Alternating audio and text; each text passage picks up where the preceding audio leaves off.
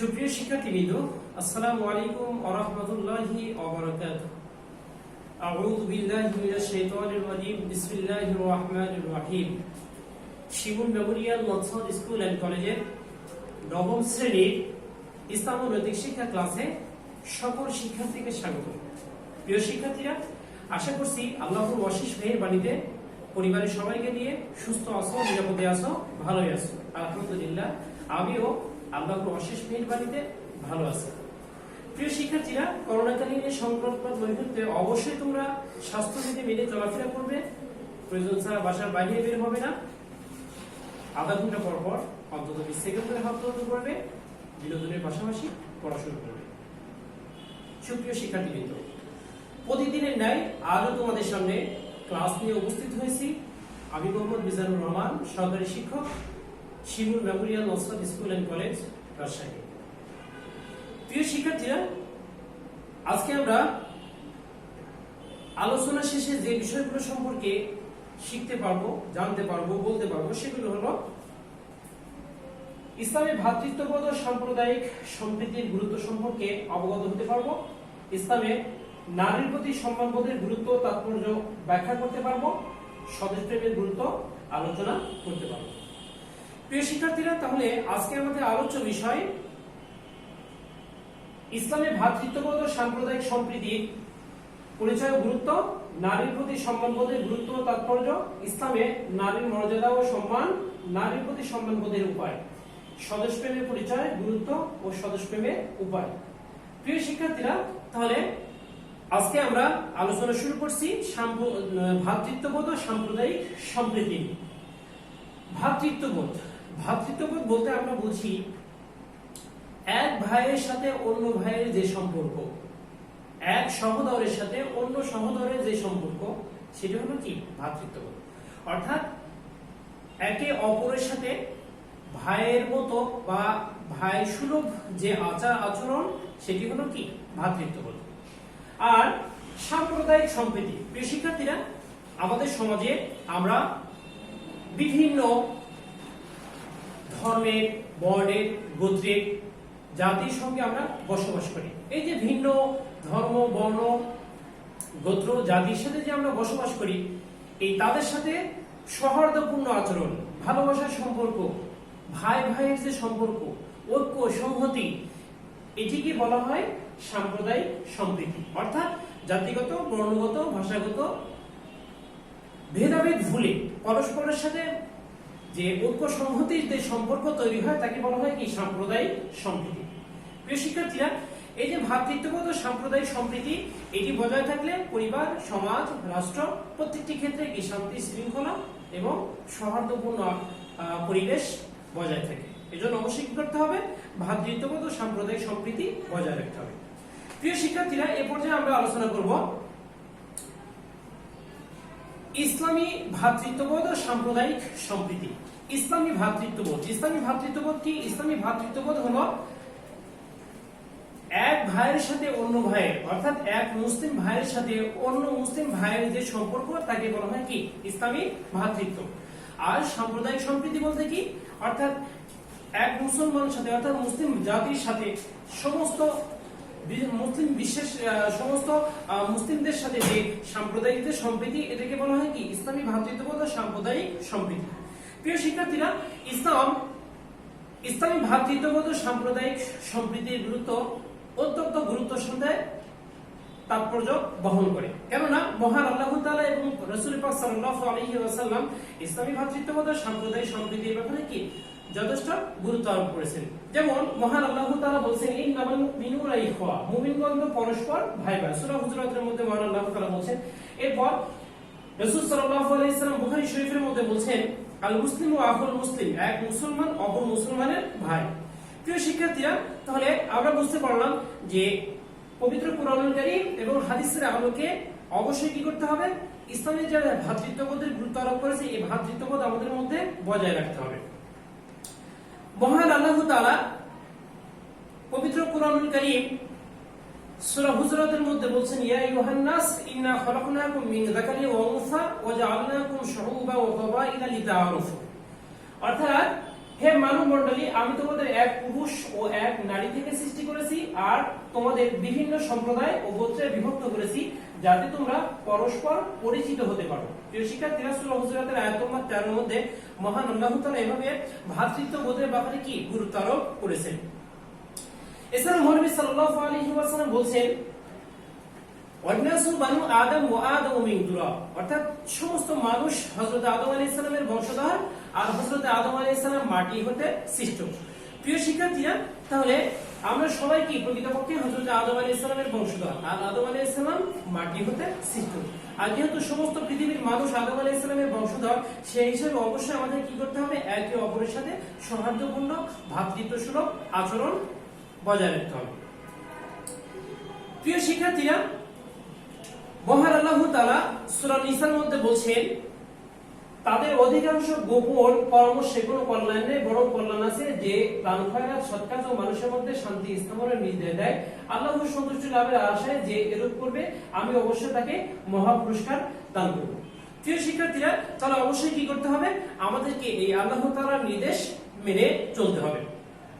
মহান আল্লাহ তাআলার নির্দেশনার পাশাপাশি মুহাম্মদ সাল্লাল্লাহু আলাইহি ওয়াসাল্লাম বলেছেন যে আল খালকু ইয়ানুল্লাহ ফাআবুল খালকি ইলাল্লাহ মান আহসানা ইলা ইয়ানি, অর্থাৎ সমগ্র সৃষ্টি আল্লাহ তাআলার পরিজন, সুতরাং আল্লাহর নিকট সর্বাধিক প্রিয় ওই ব্যক্তি যে তার পরিজনের প্রতি অনুগ্রহ করে। এরপর মহান আল্লাহ তাআলা সূরা কাফিরের মধ্যে বলেছেন, লাকুম দীনুকুম ওয়ালিয়া দীন, তোমাদের দিন তোমাদের, আমার দিন আমার। অর্থাৎ মুহাম্মদ সাল্লাল্লাহু আলাইহি ওয়াসাল্লামের মাধ্যমে মহান আল্লাহ তাআলা এই বাণী সমগ্র বিশ্বের মানুষের কাছে পৌঁছে দিয়েছেন যে ধর্মগত দিক থেকে যদি পার্থক্য থাকে কিন্তু তাদের প্রতি হিংসা বিদ্বেষ করা যাবে, অর্থাৎ যার যার ধর্ম শেষে পালন করবে। আর যেহেতু অপর হাদিসে মহান আল্লাহ তাআলার নবী মুহাম্মদ সাল্লাল্লাহু আলাইহি ওয়াসাল্লাম বলেছেন যে সমগ্র সৃষ্টি আল্লাহ তাআলার পরিজন, তাহলে সমগ্র সৃষ্টি বলতে বিভিন্ন ধর্মের মানুষ, গোত্রের মানুষ, বর্ণের মানুষ যে আছে তারাও কি আল্লাহ তাআলার কি পরিজন। তাহলে আল্লাহ তাআলার পরিজনকে যে ভালোবাসবে সে আল্লাহ তাআলার নিকটে কি উত্তম ব্যক্তি হিসেবে পরিচিত হবে। এজন্য ধর্ম, গোত্র, বর্ণ, সৃষ্টি যে যেমনই হোক না কেন অবশ্যই কি করতে হবে, একে অপরের সাথে কি করতে হবে, সৌহার্দ্যপূর্ণ ভ্রাতৃত্বসুলভ আচরণ করতে হবে। যেমন সূরা বাকারার মধ্যে বলা হয়েছে যে দ্বীনের ব্যাপারে কোনো জবরদস্তি নেই, লা ইকরাহা ফিদ দ্বীন, অর্থাৎ দ্বীনের ব্যাপারে কোনো জবরদস্তি নেই। তার মানে বোঝা যাচ্ছে যে ধর্ম ভিন্ন হতেই পারে, কিন্তু তার মানে এই নয় যে তার সাথে ভ্রাতৃত্বসুলভ আচরণ করা যাবে না বা তার সঙ্গে সাম্প্রদায়িক সম্প্রীতি বজায় রাখা যাবে না, এমনটি কি আমাদের মধ্যে রাখা যাবে না। প্রিয় শিক্ষার্থীরা, তাহলে আমরা ভ্রাতৃত্ববোধ ও সাম্প্রদায়িক সম্প্রীতি সম্পর্কে আমরা সুস্পষ্ট ধারণা লাভ করলাম। এর পর্যায়ে মুহাম্মদ সাল্লাল্লাহু আলাইহি ওয়াসাল্লামের আরেকটি বাণী, যে ব্যক্তি কোনো চুক্তিবদ্ধ অমুসলিমকে হত্যা করলো সে জান্নাতের সুঘ্রাণও পাবে না, অথচ 40 বছরের দূরত্ব থেকেও জান্নাতের সুঘ্রাণ পাওয়া যায়। অর্থাৎ এটাই বোঝাচ্ছে যে ধর্মের ভিন্নতা, গোত্রের ভিন্নতা, জাতিগত ভিন্নতা যদি থেকেও থাকে কিন্তু তাকে হত্যা করা যাবে না। তাহলে ইসলাম সাম্প্রদায়িক সম্প্রীতি রক্ষার জন্য নানা বিষয়ে গুরুত্ব আরোপ করেছেন, যেমন আমরা কোরআনের আলোকে জানলাম, হাদিসের আলোকে জানতে পারলাম। প্রিয় শিক্ষার্থীরা, এজন্য অবশ্যই আমরা কি করব, যে আমরা সাম্প্রদায়িক সম্প্রীতি বজায় রাখবো, ভ্রাতৃত্ববোধ বজায় রাখবো। প্রিয় শিক্ষার্থীরা, এ পর্যায়ে আমরা জানবো নারীর প্রতি সম্মানবোধ, অর্থাৎ ইসলামে যে নারীর মর্যাদা, এই নারীর মর্যাদা নিয়ে আমরা আলোচনা করব। নারীর প্রতি সম্মানবোধ, নারীর প্রতি সম্মানবোধ বলতে কি বুঝি? নারীর প্রতি সম্মানবোধ হলো আখলাকে হামিদার অন্যতম একটি কি মহৎ গুণ, অর্থাৎ নারীর প্রতি সম্মান প্রদর্শন করা ইসলামের একটি কি অত্যন্ত গুরুত্বপূর্ণ নির্দেশনা। অবশ্যই কি নারীর প্রতি সম্মান বজায় রাখতে হবে। ইসলামে নারীর প্রতি গুরুত্ব তাৎপর্য কিভাবে উপস্থাপন করা হয়েছে দেখো, যে ইসলামে নারীদের প্রভূত সম্মান কি দেওয়া হয়েছে। আইয়ামে জাহেলিয়াতে নারীদের তেমন কোনো সম্মান ছিল না। যেমন নারীদেরকে বলা হতো কি প্রেমদায়িনী, নরকের দরজা, অনিবার্য পাপ ইত্যাদি বিভিন্ন ধরনের খারাপ নামে তাদেরকে কি নামকরণ করা হতো। এই যে বিভিন্ন খারাপ নামে যে তাদেরকে নামকরণ করা হতো, এরপরও মহানবী সাল্লাল্লাহু আলাইহি ওয়াসাল্লাম যখন পৃথিবীতে আগমন করলেন, আগমন করার সঙ্গে সঙ্গে মহানবী সাল্লাল্লাহু আলাইহি ওয়াসাল্লাম নারীর জাতির যে এই দুর্দশা বা নারীর জাতির যে এই সম্মান বিপর্যয়, এটিকে তিনি উন্নত করার জন্য, অর্থাৎ সম্মানকে অধিষ্ঠিত করার জন্য, উচ্চ মর্যাদায় অধিষ্ঠিত করার জন্য মহানবী সাল্লাল্লাহু আলাইহি ওয়াসাল্লাম বিভিন্ন ধরনের কি পদক্ষেপ গ্রহণ করেছিলেন। যেমন মহানবী সাল্লাল্লাহু আলাইহি ওয়াসাল্লাম তিনি তার হাদিসের মাধ্যমে তো তিনি প্রকাশ করেছেন। পাশাপাশি মহান আল্লাহ তাআলা পবিত্র কোরআনুল কারীমের মধ্যে জাহিলি যুগের মানুষের বিভিন্ন অবস্থা তুলে ধরেছেন। সেটি কিভাবে? মহান আল্লাহ তাআলা বলেন ওয়াইদা বুশিরা আহাদুহুম বিল উনসা যাল্লা ওয়াজহুহু মুসওয়াদ্দা ওয়া হুয়া কাযীম, অর্থাৎ যখন জাহিলি যুগের কোনো মানুষকে কন্যা সন্তানের সুসংবাদ দেওয়া হতো তখন তাদের মুখমণ্ডল কালো হয়ে যেত আর সে অসহনীয় মনস্তাপে ক্লিষ্ট হতো। ইয়াতাওয়ারা মিনাল কওমি মিন সুই মা বুশিরা বি আয়ামসিকুহু আলা হুন আম ইয়াদুসু ফি তুরাব আলা সা মা ইয়াহকুমুন। আর তখন তারা ভাবতো যে এই কন্যা সন্তানকে তারা জীবিত রাখবে নাকি জীবন্ত অবস্থায় মাটিতে কি পুঁতে ফেলবে। আর মহান আল্লাহ তাআলা বলছে তারা যে ধরনের সিদ্ধান্ত নিত তারা কতই না কি নিকৃষ্ট ছিল। প্রিয় শিক্ষার্থীরা, তাহলে মহান আল্লাহ তাআলা এভাবে কোরআনুল কারীমের আয়াত যখন নাযিল করলেন, নবী সাল্লাল্লাহু আলাইহি ওয়াসাল্লাম এই আয়াতকে অনুসরণ করে জাহেলি যুগে নারীদের মর্যাদা প্রতিষ্ঠিত করার জন্য তিনি বিভিন্ন ধরনের পদক্ষেপ গ্রহণ করেছিলেন। যেমন মহান আল্লাহ তাআলা সূরা হুজুরাতের মধ্যে নারীর মর্যাদা প্রতিষ্ঠায় তিনি বলছেন যে ইয়া আইয়ুহান নাস ইন্না খালাকনাকুম মিন যাকারিন ওয়া উনসা ওয়া জাআলনাকুম শুউবান ওয়া কাবাইলা লিতাআরাফু, অর্থাৎ হে মানব সম্প্রদায় আমি তোমাদের সৃষ্টি করেছি এক পুরুষ ও এক নারী থেকে। তার মানে বোঝা যাচ্ছে যে পুরুষ যে অর্থাৎ কন্যা সন্তানের পরিবর্তে যে পুত্র সন্তানও যদি হয়, এই পুত্র সন্তান হওয়ার পিছনেও তো নারীর অবদান রয়েছে। তাহলে কেন শুধুমাত্র কন্যা সন্তান হলে নারীদেরকে দায়ী করা হচ্ছে বা নারীদেরকে কি অবজ্ঞা করা হচ্ছে? কেননা পুত্র সন্তানের ক্ষেত্রেও কি মায়েদের অবদান কি অনস্বীকার্য, তাহলে কেন নারীদেরকে অবমাননা করা হচ্ছে? প্রিয় শিক্ষার্থীরা, তাহলে আমরা বুঝতে পারলাম যে মহান আল্লাহ তাআলা পবিত্র কোরআনুল কারীমের মাধ্যমে কি নারীদের মর্যাদা প্রতিষ্ঠিত করেছেন। এছাড়াও মহানবী সাল্লাল্লাহু আলাইহি ওয়াসাল্লাম আল্লাহ তাআলার বাণী মানুষের কাছে পৌঁছে দিয়ে নারীদের মর্যাদা প্রতিষ্ঠিত করেছেন। যেমন তিনি বলেছেন সূরা নিসার মধ্যে মহান আল্লাহ তাআলার বাণী তিনি মানুষের মধ্যে পৌঁছে দিয়েছেন, যেমন পুরুষ যা অর্জন করে তা তার প্রাপ্য অংশ এবং নারী যা অর্জন করে তা তার প্রাপ্য অংশ। অর্থাৎ যদি কোনো পুরুষ যদি ভালো কাজ করে ঠিক যেমন ভাবে প্রাপ্য পাবে, ঠিক তেমনি ভাবে কোনো নারীও যদি কোনো ভালো কাজ করে তার প্রাপ্য ঠিক তেমনি ভাবে তিনি পেয়ে যাবেন। এই জন্য নারী এবং পুরুষের মধ্যে কোনো পার্থক্য করা হবে না। প্রিয় শিক্ষার্থীরা, এই জন্য অবশ্যই কি করবো আমরা ইবাদত বন্দেগী করবো, আমাদের যে অধিকার সেই অধিকারগুলো অবশ্যই কি আমরা আদায় করবো। সুপ্রিয় শিক্ষার্থীবৃন্দ, তাহলে এ পর্যায়ে আমরা জানি যে নারীর প্রতি সম্মানবোধের উপায় আমরা কিভাবে নারীর প্রতি সম্মানবোধ প্রতিষ্ঠিত করতে পারি। যেমন মহান আল্লাহ তাআলা পবিত্র কোরআনুল কারীমের মধ্যে বলছে যে তোমরা স্ত্রীদের সাথে উত্তম ব্যবহার করে জীবন যাপন করবে, অর্থাৎ স্ত্রীদের সাথে সদাচরণ করা আর স্ত্রীদের সঠিক অধিকার প্রাপ্য অর্থাৎ ভালো আচরণ পাওয়া, এটি কি মহান আল্লাহ তাআলা কর্তৃক প্রতিষ্ঠিত একটি অধিকার। এটি অবশ্যই কি পুরুষকে নারীদের প্রতি প্রদর্শন করতে হবে। নবী সাল্লাল্লাহু আলাইহি ওয়াসাল্লাম মুসলিম শরীফের মধ্যে বলেছেন যে ফাত্তাকুল্লাহা ফিন নাস, অর্থাৎ তোমরা স্ত্রী লোকদের ব্যাপারে অবশ্যই কি আল্লাহকে ভয় করে চলবে। অর্থাৎ ইচ্ছা হলেই যে একজন পুরুষ নারীর সাথে খারাপ আচরণ করবে এটি করা যাবে না। তাহলে নারীর প্রতি আমরা সম্মান প্রদর্শন কিভাবে করতে পারি? ভালো আচরণের মাধ্যমে নারীর প্রতি সম্মান প্রদর্শন করতে পারি। নারী অধিকার সঠিকভাবে প্রদানের মাধ্যমে আমরা নারীর প্রতি সম্মান প্রদর্শন করতে পারি। এছাড়াও নবী সাল্লাল্লাহু আলাইহি ওয়াসাল্লাম অসংখ্য হাদিসের মধ্যে কি নারীদের অধিকার প্রতিষ্ঠায় গুরুত্বপূর্ণ ভূমিকা পালন করেছেন।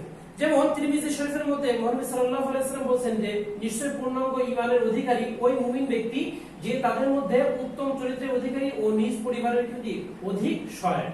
প্রিয় শিক্ষার্থীরা, তাহলে পরিবারের প্রতি যদি সহায় হয় তাহলে সে ব্যক্তি কি সর্বাধিক বা মুমিন ব্যক্তি হিসেবে কি পরিগণিত হবে। একদা নবী সাল্লাল্লাহু আলাইহি ওয়াসাল্লামের নিকটে একজন সাহাবী এসে জিজ্ঞাসা করলেন, হে আল্লাহর রাসূল, আমার কাছে সবচেয়ে ভালো আচরণের অধিকারী কে? তখন নবী সাল্লাল্লাহু আলাইহি ওয়াসাল্লাম তিনবার তার মায়ের কথা বলেছিলেন, চতুর্থবার তার বাবার কথা বলেছেন, এরপর নিকট আত্মীয়স্বজন প্রতিবেশী। তাহলে দেখা যাচ্ছে যে নবী সাল্লাল্লাহু আলাইহি ওয়াসাল্লাম পিতার থেকে 3 গুণ বেশি মর্যাদা বা সম্মানের কথা তিনি কি মানুষদেরকে জানিয়ে দিয়েছেন, যাতে করে মানুষ কি মায়ের প্রতি সম্মান প্রদর্শন করে, অর্থাৎ নারীর প্রতি সম্মান প্রদর্শন করে। প্রিয় শিক্ষার্থীরা, তাহলে এভাবে বোঝা যাচ্ছে যে নবী সাল্লাল্লাহু আলাইহি ওয়াসাল্লাম এবং মহান আল্লাহ তাআলা পবিত্র কোরআনুল কারীমের মাধ্যমে নারীদের মর্যাদায় সমীক্ষা করেছেন। এরপরে যে আমরা জানবো স্বদেশ প্রেম সম্পর্কে। স্বদেশ প্রেম এই বাংলা শব্দ, এর আরবি প্রতিশব্দ হলো হুব্বুল ওয়াতান। হুব্বুল শব্দের অর্থ হলো প্রেম, ভালোবাসা, আর ওয়াতান শব্দের অর্থ হলো দেশ। তাহলে সামষ্টিক অর্থ হুকুল ওয়াতান এর সামষ্টিক অর্থ হলো স্বদেশ প্রেম। প্রিয় শিক্ষার্থীরা, স্বদেশ প্রেম বলতে আমরা কি বুঝি? স্বদেশ প্রেম বলতে আমরা বুঝি যে নিজ দেশের প্রতি ভালোবাসা, নিজ দেশের প্রতি যে একটা আবেগ অনুভূতি, নিজ জন্মভূমির প্রতি যে আবেগ অনুভূতি, এটি হলো কি স্বদেশ প্রেম। পরিভাষায় যদি আমরা বলি স্বদেশ প্রেম কাকে বলে? নিজের দেশের উন্নতির জন্য কাজ করা এবং শত্রুর আক্রমণ থেকে নিজ দেশকে রক্ষা করার নামই হলো কি স্বদেশ প্রেম। প্রিয় শিক্ষার্থীরা, এই যে স্বদেশ প্রেম নিয়ে আমরা আলোচনা করছি, এই স্বদেশ প্রেমের পরিচয় মহানবী সাল্লাল্লাহু আলাইহি ওয়াসাল্লাম এবং সাহাবীদের জীবনী থেকেও কি আমরা পেয়ে থাকি। যেমন আমাদের প্রিয় নবী হযরত মুহাম্মদ সাল্লাল্লাহু আলাইহি ওয়াসাল্লাম যখন মক্কা থেকে মদিনায় হিজরত করেছিলেন, তখন তিনি বারবার মক্কার দিকে ফিরে ফিরে তাকাচ্ছিলেন, কেননা তিনি মক্কার যে ভালোবাসা, মক্কার যে মহব্বত তিনি বারবার অনুভব করছিলেন। যার ফলে মহানবী সাল্লাল্লাহু আলাইহি ওয়াসাল্লাম বলছিলেন যে, হে আমার স্বদেশ, তুমি কতই সুন্দর, তুমি আমার নিজ গোত্রের লোকেরা যদি আমাকে তাড়িয়ে না দিত, আমি কখনো তোমাকে ছেড়ে যেতাম না। প্রিয় শিক্ষার্থীরা, তাহলে রাসূল সাল্লাল্লাহু আলাইহি ওয়াসাল্লামের এই বাক্যগুলোর মাধ্যমে আমরা জানতে পারি যে দেশপ্রেম এবং দেশপ্রেমের গুরুত্ব কতই না বেশি।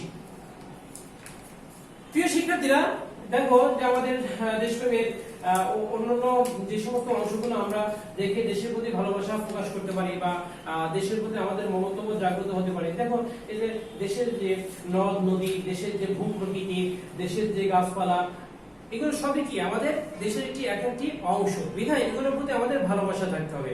আমরা প্রয়োজন ছাড়া অবশ্যই কি গাছ কর্তন করবো না।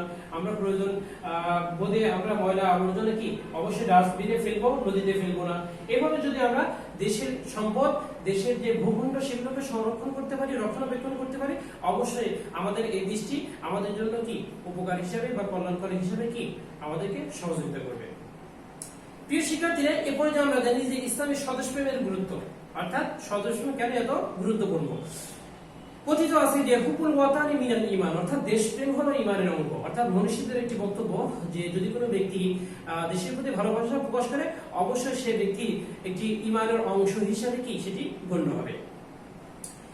একদা নবী সাল্লাল্লাহু আলাইহি ওয়াসাল্লাম প্রত্যক্ষ করলেন যে হযরতে আবু বকর রাদিয়াল্লাহু তাআলা আনহু এবং হযরতে বেলাল রাদিয়াল্লাহু তাআলা আনহু জ্বরে আক্রান্ত হয়েছে। তখন হযরতে আবু বকর ও বেলাল রাদিয়াল্লাহু তাআলা আনহু ওই অসুস্থ থাকা অবস্থায় মক্কার বিভিন্ন ভূপ্রকৃতি এবং লতাপাতা বা গাছপালা ইত্যাদি নিয়ে কবিতা আবৃত্তি করতেছিলেন মদিনায় থাকা অবস্থায়। তখন নবী সাল্লাল্লাহু আলাইহি ওয়াসাল্লাম আল্লাহ তাআলার নিকটে প্রার্থনা করলেন যে, হে আল্লাহ, মক্কার প্রতি আমাদের যেমন ভালোবাসা, মায়া, মমতা আছে, ঠিক তেমনি ভাবে মদিনার প্রতিও আমাদের সবার ভালোবাসা, মমত্ব জাগ্রত করে দিন। কেননা সেই সময় তারা মদিনায় ছিলেন। বিধায় মদিনার প্রতি ভালোবাসা প্রকাশ করা, মদিনার প্রতি ভালোবাসা প্রদর্শন করা তাদের নৈতিক দায়িত্ব ছিল। প্রিয় শিক্ষার্থীরা, তাহলে আমরা এই দেশে বসবাস করি, এই মাতৃভূমিতে আমরা জন্মগ্রহণ করেছি, এই দেশের ভূপ্রকৃতি, এই দেশের আলো বাতাস, এই দেশের সার্বভৌমত্বের মাধ্যমে আমরা স্বীকৃতি লাভ করি। বিধায় আমাদেরকেও কি করতে হবে? এই দেশের প্রতি ভালোবাসা প্রদর্শন করতে হবে।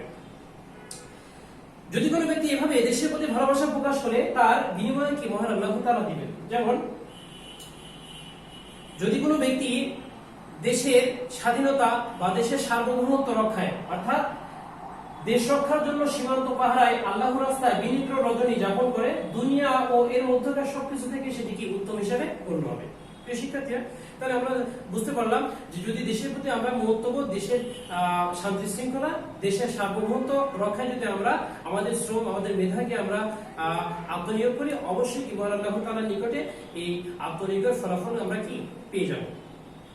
স্বদেশ প্রেমের উপায় কিভাবে? দেখো যে দেশের স্বাধীনতা রক্ষা, দেশের স্বাধীনতা রক্ষায় আমরা গুরুত্বপূর্ণ ভূমিকা পালন করব। তারপরে দেশের স্বার্থবিরোধী কোনো কাজে সাহায্য সহযোগিতা করব না। এভাবে যদি আমরা প্রত্যেকটি কাজে যদি আমরা একে অপরকে সহযোগিতা করি, তাহলে অবশ্যই কি আমাদের প্রত্যেকটি কাজে দেশের সার্বভৌমত্ব, দেশের প্রতি ভালোবাসা একে একটি অবদান হিসেবে কি হবে? গণ্য হবে। প্রিয় শিক্ষার্থীরা, তাহলে যে দেশের মানুষকে ভালোবাসা, দেশের মানুষের জন্য কাজ করা স্বদেশ প্রেমের কি পরিচয়। এই জন্য অবশ্যই কি করবো? আমরা দেশের প্রতি ভালোবাসা প্রদর্শন করবো, দেশের মানুষকে সহযোগিতা করবো, দেশের ভূখণ্ডকে রক্ষার জন্য আমরা আমাদের শক্তি, সামর্থ্য, মেধাকে আমরা আত্মনিয়োগ করবো।